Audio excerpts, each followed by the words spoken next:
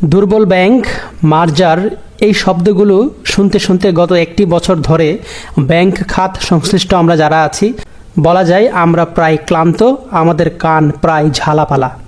এজন্য আমরা এখন আর দুর্বল ব্যাংক নিয়ে নয়, আমরা এখন সবল ব্যাংক নিয়ে শুনতে চাই, জানতে চাই। সম্প্রতি দৈনিক প্রথম আলো তাদের পত্রিকায় একটি প্রতিবেদন প্রকাশ করেছে। আমানত প্রবৃদ্ধিতে শীর্ষ 5-এ সিটি, ব্র্যাক, ইস্টার্ন, পূবালী ও যমুনা ব্যাংক। মূলত প্রথম আলো তাদের এই প্রতিবেদনে 2024-25 অর্থ বছরে আমানত বৃদ্ধিতে শীর্ষ 15টি ব্যাংকের তালিকা প্রকাশ করেছে। কিন্তু আমি আমার বিশ্লেষণ থেকে এই 15টি ব্যাংক থেকে বাছাই করে আপনাদের জন্য 12টি ব্যাংককে অত্যধিক পরিমাণে উপযুক্ত তথা বর্তমানের সবল ব্যাংক হিসেবে শনাক্ত করেছি এবং আস্থার প্রতীক হিসেবে যে 12টি ব্যাংকে আপনি নিশ্চিন্তে আমানত জমা রাখতে পারেন সেই 12টি ব্যাংকের নাম এখন আমি আপনাদের সামনে উপস্থাপন করব। তবে 12টি ব্যাংকের নামের তালিকা আপনাদের সামনে উপস্থাপন করার আগে আপনাকে যথারীতি অনুরোধ করছি, আপনি যদি এখনও আমার এই চ্যানেলটি সাবস্ক্রাইব না করে থাকেন প্লিজ চ্যানেলটি সাবস্ক্রাইব করুন এবং ভিডিওটি সবার সাথে শেয়ার করুন। 12টি ব্যাংকের মধ্যে প্রথমে যে ব্যাংকটির নাম আসছে তা হচ্ছে শাহজালাল ইসলামী ব্যাংক। গত 2024-25 অর্থ বছরে শাহজালাল ইসলামী ব্যাংকের আমানত বেড়েছে 11.57%।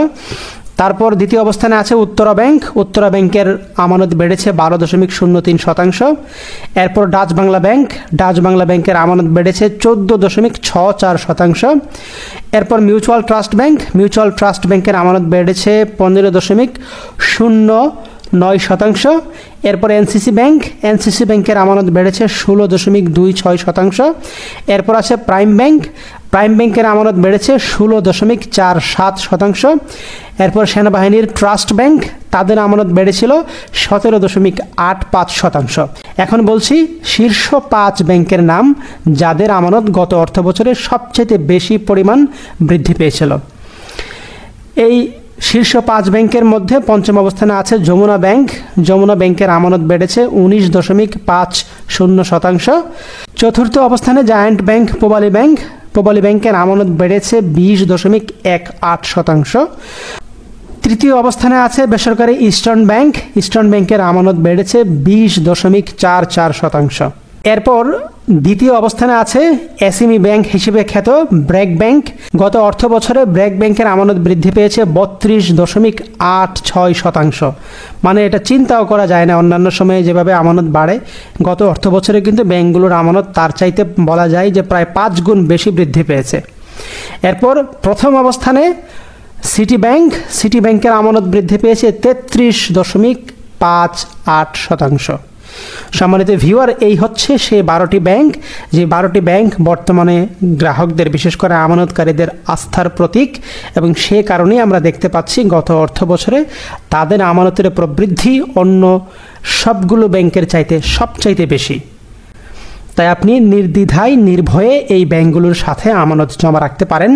তবে আরেকটি কথা না বললেই নয়, এই ব্যাংকগুলোতে অন্যান্য সময়ের চাইতে এখন বেশি পরিমাণে আমানত জমা হচ্ছে। কারণ হচ্ছে বর্তমানে আপনারা জানেন যে বর্তমানে ব্যাংক খাতে একটি অস্থিরতা তথা অজানা আশঙ্কা চলছে।